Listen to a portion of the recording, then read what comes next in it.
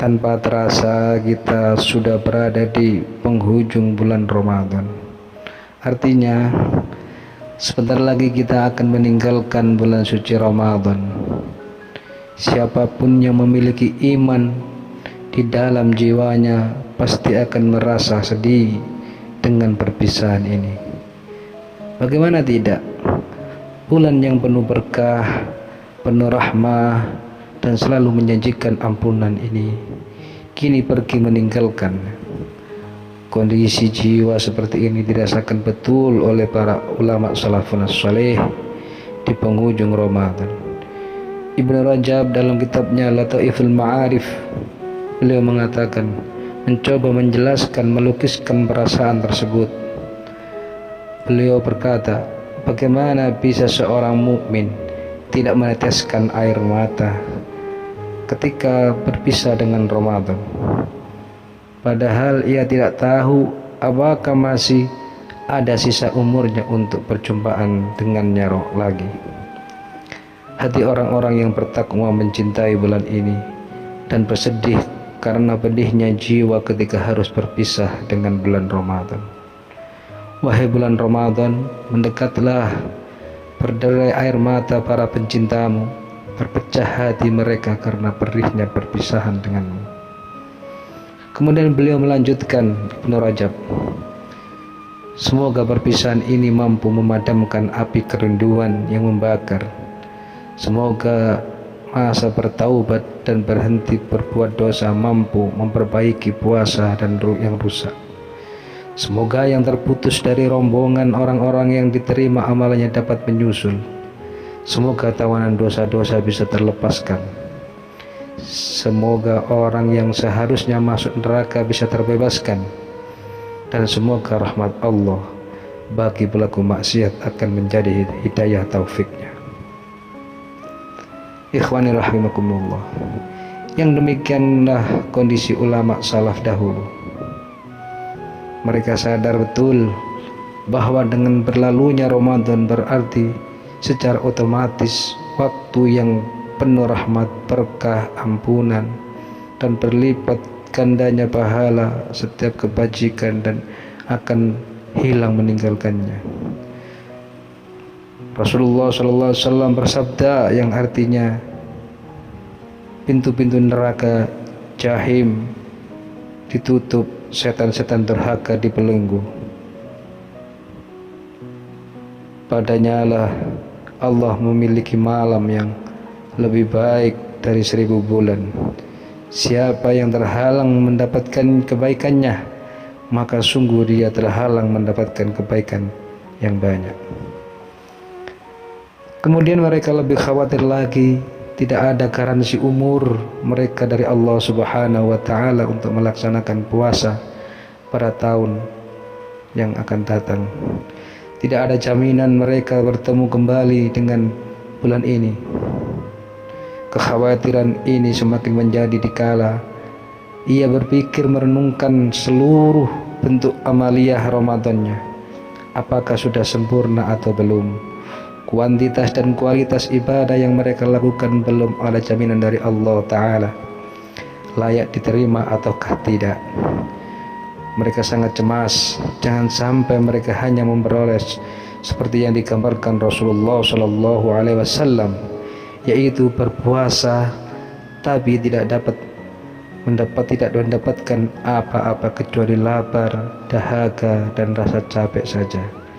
Rasulullah SAW bersabda, rubba sha'imin hadzuhu min siyamihi al-ju' wal 'atash. Betapa banyak orang yang berpuasa namun dia tidak mendapatkan dari puasanya tersebut kecuali rasa lapar dan dahaga. Artinya dalam berpuasanya dia tidak mendapatkan pahala sama sekali. Yang didapatkannya hanyalah rasa lapar dan dahaga. Ini adalah sungguh kerugian yang amat nyata. Ikhwani rahimakumullah. Karena itu mereka para salafun salih berdoa kepada Allah siang dan malam. Wahai Rabb kami, terimalah setiap amal ibadah kami di bulan Ramadan. Terimalah puasa kami, terimalah salat kami, rukuk kami, sujud kami, dan tilawah kami. Sesungguhnya Engkau Maha mendengar lagi Maha mengetahui. Bahkan tidak hanya berdoa di akhir Ramadan, konon kekhawatiran tersebut membuat mereka berdoa selama 6 bulan berturut-turut setelah Ramadan, agar amal di bulan Ramadan mereka diterima oleh Allah. Ibnu Rajab kembali menjelaskan dalam waqala ba'dus salaf kanu yad'ullaha sittata ashhurin ayuballighahum syahr Ramadan thumma yad'una Allah sittata ashhurin ayataqabbalahu minhum. Ya, artinya mereka para ulama salafun shalih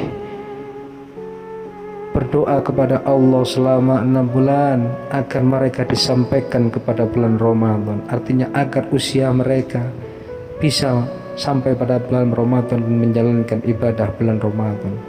Kemudian setelah mereka menjalankan ibadah Ramadan, mereka agar mereka juga